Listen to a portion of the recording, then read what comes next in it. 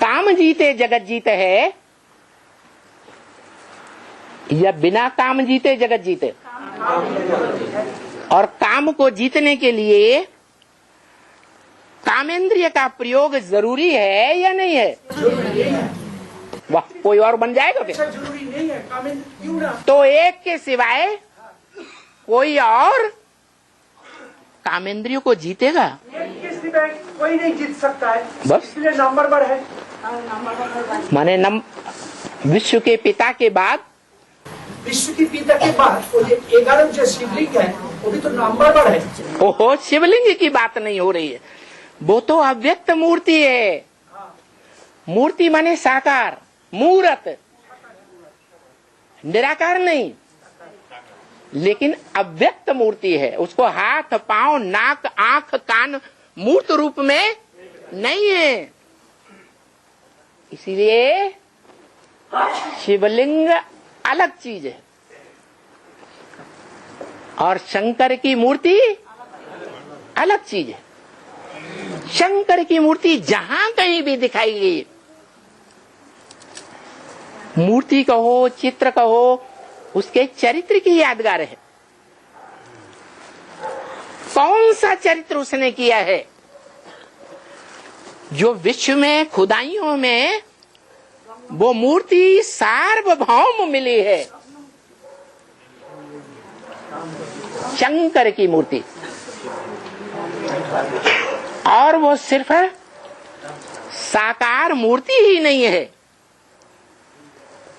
जब संपन्न पुरुषार्थ होता है, पुरुषार्थ पुरुष रूप आत्मा करेगी शरीर के द्वारा। करने वाली कौन है? आत्मा। तो वो आत्मा जब शरीर का आधार लेना ही बंद कर देगी,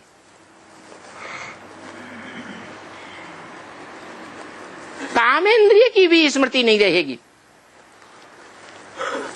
कोई भी इंद्रिय की संपन्न रूप में स्मृति रहेगी,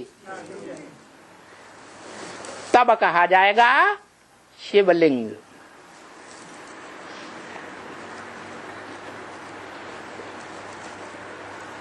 उससे पहले शिवलिंग नहीं कहा जाएगा। क्यों? जब तक कामेंद्रियों को जीतने का पुरुषार्थ संपन्न नहीं होता है।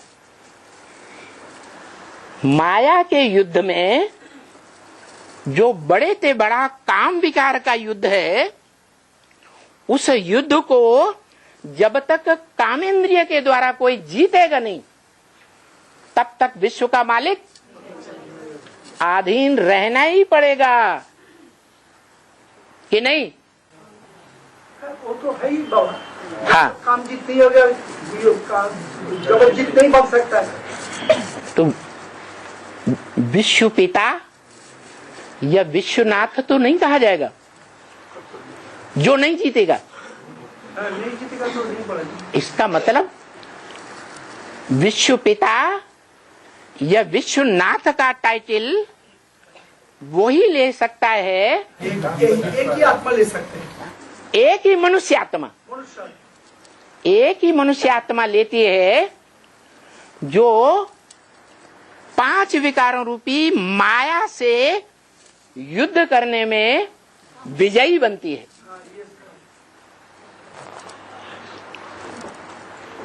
इसीलिए तो इंद्रिय जीते जगत जीते। इसीलिए शिव बाबा तो रामलिया, इसलिए कौन सी इंद्रिय को जीतती है? काम इंद्रिय को जीतती है। इसलिए वही एक है। नहीं, पूरी बात कहने दो, हम बीच में आपके कभी नहीं बोलते। इसलिए वही साकार रूप है, अव्यक्त रूप भी है। नाक, आंख, कान, मुंह, हाथ पांव नहीं है, अव्यक्त मूर्ति है। गीता में भी कहा है अव्यक्त मूर्ति ना जगत। अव्यक्त मूर्ति के द्वारा सारे जगत को उत्पन्न करने वाला है और खलास करने वाला है। वो अव्यक्त मूर्ति है तो मूर्त होनी चाहिए या नहीं होनी चाहिए? कौन है? जब जीत जाते हैं वो कौन सी मूर्ति है जो मंदिरों में दिखाई जाती है? शिवलिंग। नाम शिवलिंग है, शंकर लिंग नहीं है। क्यों? क्योंकि शंकर पुरुषार्थी का नाम है। शंकर की मूर्ति पुराने शिव के मंदिरों में आज भी देवताओं की मूर्ति जहां आसपास रखी होती है उनमें मुख्य जगह पर रखी हुई दिखाई जाती है। देवताओं में बड़ा देवता मुख्य देवता है, लेकिन देवताओं को देवता बनाने वाली आत्मा नहीं है जब तक शंकर के नाम रूप में है। नाम साकार का पड़ता है, मूर्ति का पड़ता है या निराकार का पड़ता है? साकार का नाम पड़ता है। साकार है लिंग। अब सवाल ये है, निराकार जो सदा निराकार है मनुष्य आत्माओं की तरह कभी साकार होता ही नहीं। इस सृष्टि पर भी आता है तो साकार देहधारियों की तरह प्रवृत्ति नहीं करता। वो शरीर में देहधारी में रहते हुए भी निराकार है, स्टेज में निराकार है। और करता हो सकता है, करता भी नहीं है, अकर्ता है। एक बाबा एक मुरली में हमने सुना अकर्ता नहीं है और सोचता है और करता है। करता किस रूप में? जैसा बोलता है जैसे शिवलिंग हिसाब से ऐसा कुछ काम होता है। जो महादेव का पार्ट वो भी मैं बजाता हूँ, महादेव का पार्ट नहीं बजाते हैं। उन्होंने पुरुषार्थ में पार्ट बजाने वाली बात इंद्रियों से पार्ट बजाया जाता है कि बिना इंद्रियों के पार्ट बजाया जाता है? जो राम का इंद्रिय है उससे पार्ट बजता है। पार्ट बजाया जाएगा तो कोई भी इंद्रिय हो, प्रबलतम इंद्रिय हो या कमजोर इंद्रिय हो, पार्ट तो इंद्रिय से ही बजाया जाएगा। इंद्रियों से ही बजाएगा। तो शंकर का जो चित्र है वो मुख्य चित्र याद में है या इंद्रियों से पार्ट बजाता हुआ है? याद में है जब याद करते हैं। इंद्रियों से याद करता है।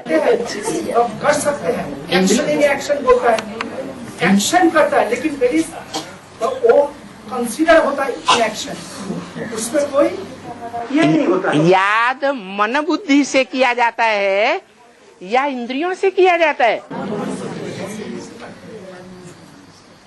मन बुद्धि से याद किया जाता है और सिर्फ निराकार को ही याद किया जा सकता है संपन्न रूप में। निराकार को ही याद कर सकता है। याद जो है वो निराकार की मन बुद्धि से ही की जा सकती है, लेकिन पूजा साकार की होती है इंद्रियों के द्वारा या मन बुद्धि से होती है सिर्फ? अगर इंद्रियों से पूजा होती भी है साकार देवताओं की तो वो शरीरधारी है, और शिव तो कभी शरीरधारी है ही नहीं। शरीर का आधार लेने वाला है लेकिन शरीर में अटैचमेंट वाला नहीं है। अटैचमेंट नहीं है, लेकिन शरीर को कंट्रोल कर सकता है, शरीर पर एक्शन कर सकता है, सदा कंट्रोल करता है। कभी कभी जरूरत पड़े तो तो सदा कंट्रोलर नहीं है। कभी आत्मा कंट्रोल करती है और कभी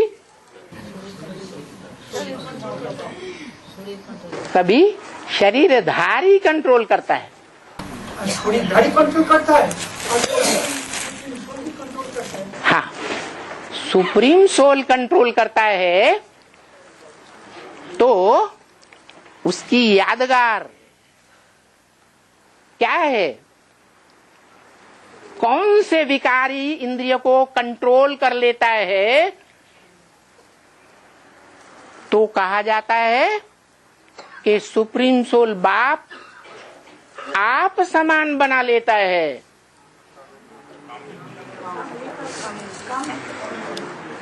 काम इंद्रियों को कंट्रोल कर लेता है। तो काम इंद्रियों को कंट्रोल करने का मुख्य कार्य किस आत्मा ने किया? कराने का, करने का नहीं। कराने का करते हैं। कराने का कार्य सुप्रीम सोल करता है। इसलिए एक मुरली में आया, शिव बाबा पुरुषार्थी है। शिव बाबा है पुरुषार्थ कराने वाला। क्या कहा?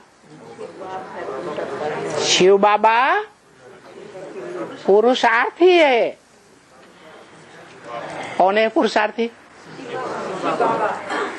ऑलराउंड पार्टधारी पुरुषार्थी है। पुरुषार्थी है, लेकिन शिव बाप पुरुषार्थी शरीर में आया है तो भी पुरुषार्थी नहीं है, क्योंकि शिव बाप है और वो शिव बाप शरीरधारी को, इंद्रियों को कंट्रोल करने वाला है। उसके रथ को, अव्वल नंबर अर्जुन को, जो अव्वल नंबर ज्ञान अर्जन करने वाला है और सद्भाग्य का अर्जन करने वाला है, भाग्यशाली रथ कहा जाता है। उस रथ को या उसकी इंद्रियों को कंट्रोल करता है या आत्मा को अधीन करता है, स्वतंत्रता देता है कर्म करने की या स्वतंत्रता नहीं देता है। लेकिन हमेशा कंट्रोल रखते हैं। हमेशा कंट्रोल रखता है। अरे हमेशा कंट्रोल बने है जो एक्शन में स्वतंत्रता देते हैं, लेकिन बाबा ने बोला ना, जे उल्टा को भी उल्टा करने का अधिकार पावर शिव बाबा का है। सपोज राम बाप कृष्ण दादा कोई एक्शन करता है, उल्टा करते हैं, उसको भी बाबा उल्टा कर देता है शिव बाबा। ग्रैंड फादर बाप को, राम बाप को और कृष्ण दादा को हमेशा कंट्रोल करते हैं, लेकिन स्वतंत्रता देता है। जो भी स्वतंत्रता देता है तो बहुत जगह में उल्टा पलटा भी होता है। ठीक है, आत्मा जो है, मनुष्य आत्माओं के बीच जो आत्मा है मुख्य है, वो स्वतंत्र है और उसकी इंद्रियों को कंट्रोल करने वाला,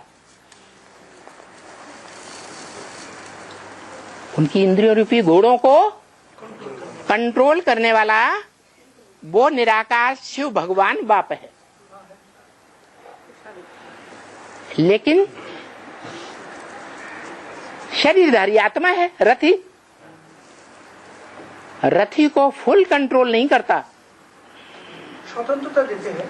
है, स्वतंत्र रहो और स्वतंत्र रहने दो। तो उसको स्वतंत्रता है। रथी क्या स्वतंत्रता है? कि इंद्रियों के द्वारा इंद्रियों का रस ले, सुख भोगे या सुख न भोगे। स्वतंत्रता है ना। लेकिन वो मनुष्य सृष्टि में वो मनुष्य आत्मा सबसे जास्ती बुद्धिमान भी है, तो बुद्धि के द्वारा फैसला करती है। क्या फैसला कर लेती है कि मैं आत्मा रथी इंद्रियों को कंट्रोल नहीं कर सकता जब तक पुरुषार्थी हूं। हाँ, 100% नहीं कर सकते। जब तक पुरुषार्थी हूं, ज्ञान योग धारणा सेवा का पुरुषार्थी हूं, तब तक कंट्रोल नहीं कर सकता। फिर पुरुषार्थी से बढ़कर के कभी संपन्न बनने का लक्ष्य है या नहीं है? जरूर है। संपन्न बनने का जो लक्ष्य है वो ये साबित करा देता है कि वो इंद्रियों को कंट्रोल करने का भी पुरुषार्थ करता है या नहीं करता है? उनका कैपेसिटी है बाबा, है? उनका भी कैपेसिटी है। मैंने नंबर 1 पतित, अब जब कंप्लीट हो जाएगा नंबर 1 पावन। कैपेसिटी हो तो यज्ञ के आदि में भी कैपेसिटी होनी चाहिए ना। पावर नहीं है, पावर तो कम। वो कैपेसिटी को ही पावर कहा जाता है।